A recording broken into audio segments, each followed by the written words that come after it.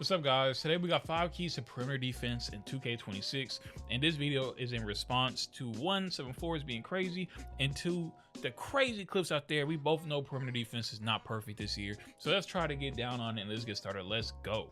First key is to make your build versatile. Everything starts in the builder. There are a lot of new stats, or a lot of stats that matter more this year that did not matter as much last year. Like agility matters a crap ton. Make sure you have agility. Strength, make sure you're able to body up and so on. That's what strength does this year. So if you're gonna guard ball handlers, you might want to have around an 80 strength. For agility, I'd recommend 85. That's like a really good sweet spot. Perimeter defense, 92 is really good for locks. If you're gonna do anything under 92, I would recommend having a block rating.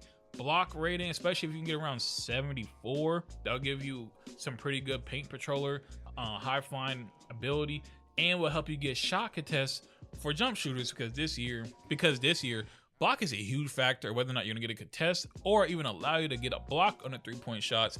As you see here in this clip, this dude was shooting a 3. I made a very athletic build. I get a 79 block with a 92 perimeter D. I jump the shot, I block it. So definitely make your build versatile. Put a block on your build, put some agility on your build. The next thing I'm going to focus on is the key of minding your defensive space. And what this means is, if you're guarding a player and they're sitting in a corner, how much space are you giving them? If you look at this clip right here, I did not give them any space.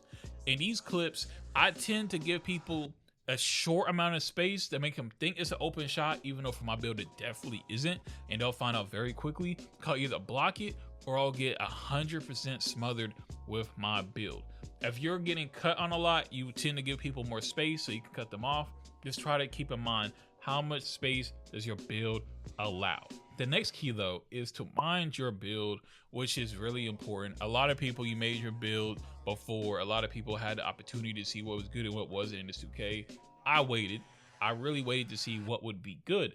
However, if you got a build, let's say you're a 6'6 guard, you have an 85 perimeter D, you went low on agility because most people did, but maybe you got like a 75 strength and you have longer arms, you're not going to be good at a lot of areas. You don't probably have a block, because most guards didn't put a block. You don't have a high strength. You don't have a high agility, but what you do have is really good perimeter defense. So if I were you, I would try to be really as close to as a person you're guarding as possible off ball, and on ball, I would try to communicate with your team and try to use the longer teammates on your team to help you contest jumpers, because that is something you can still do, and make sure you jump when they shoot the ball.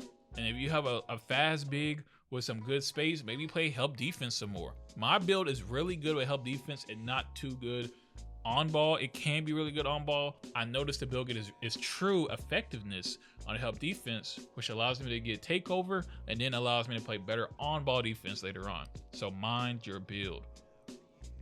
The next tip, however, is to cut off their sight to the rim. 2K released a statement saying that shot contests this year are mainly based on how open is the rim from the sight of the player, which is why 7-4s are really broken. So let me break it down to you. You got a 6'6 guard, sitting corner. He's their 3-and-D wing for whatever reason.